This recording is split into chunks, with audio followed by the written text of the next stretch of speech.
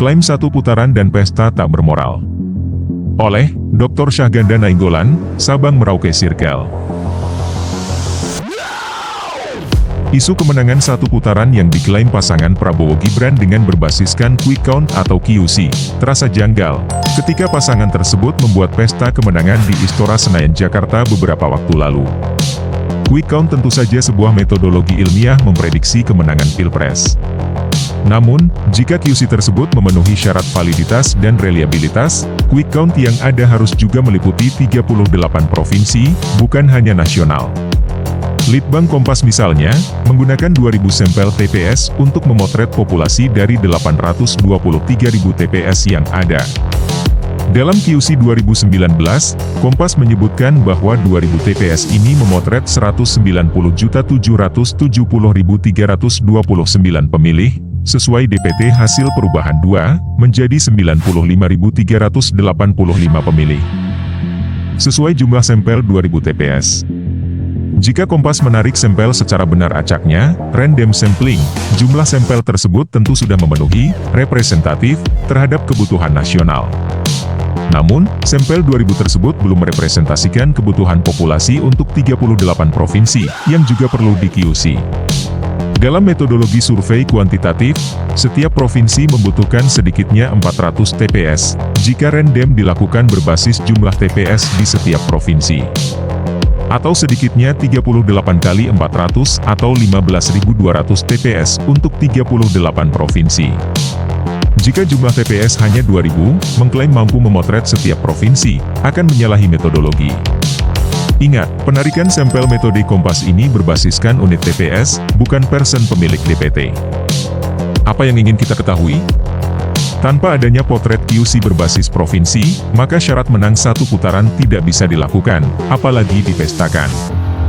Dalam UUD 1945 dan Undang-Undang Pemilu Nomor 6 Tahun 2017 disebutkan, syarat menang satu putaran adalah menang secara nasional lebih dari 50% suara, dengan sedikitnya 20% suara di setiap provinsi, yang tersebar di lebih dari setengah jumlah provinsi.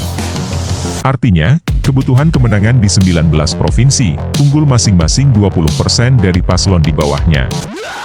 Di Solo misalnya, sebagai potret persaingan ketat antara paslon 02 dan 03.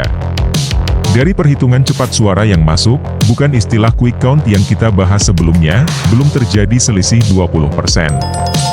Jika gambaran Solo menjadi gambaran Jawa Tengah nantinya, maka paslon 02 tidak unggul di sana sebanyak 20%. Pertanyaannya, di provinsi mana paslon 02 akan menang lebih dari 20%? Adakah di 19 provinsi? Sampai saat itu, website KPU baru memasukkan data rata 40%. Perlu menunggu data sebanyak 60 hingga 70% untuk kita melihat masing-masing provinsi. Apakah nyata paslon 02 menang di atas 20% untuk 19 provinsi itu? Sehingga, dengan merujuk lembaga-lembaga survei yang melakukan quick count, menjadi sangat prematur untuk mengklaim adanya menang satu putaran. Apalagi quick count itu hanyalah sebuah survei, yang belum tentu sesuai dengan hasil real count. Sekali lagi, jika lembaga survei kredibel, dan hasilnya valid dan reliable, itu hanya alat prediksi saja. Bukan sebuah kebenaran mutlak. Penutup. Tulisan ini saya sampaikan untuk rakyat, agar tahu bahwa klaim menang satu putaran yang dilakukan paslon 02 sangatlah terburu-buru. Ini merupakan contoh yang kurang bermoral. Sebab, melakukan pesta kemenangan secara tidak pantas. Bukankah sebaiknya bersabar sampai KPU memberikan gambaran yang lebih pasti? Pasangan 01 dan 03 tentunya juga sedang mengumpulkan bukti-bukti kemenangan yang mungkin saja terjadi secara real, bukan hanya prediksi. Begitu juga, apakah ada terjadi kecurangan di tempat pemilihan? Jika pesta kemenangan 02 tersebut menjadi ajang propaganda dan provokasi, bisa jadi gerakan mengumpulkan data secara prudent dari saksi-saksi di TPS dapat terganggu. Sekali lagi, kita harus menjaga hasil Pilpres ini kredibel berbasis jujur, adil, bebas dan rahasia.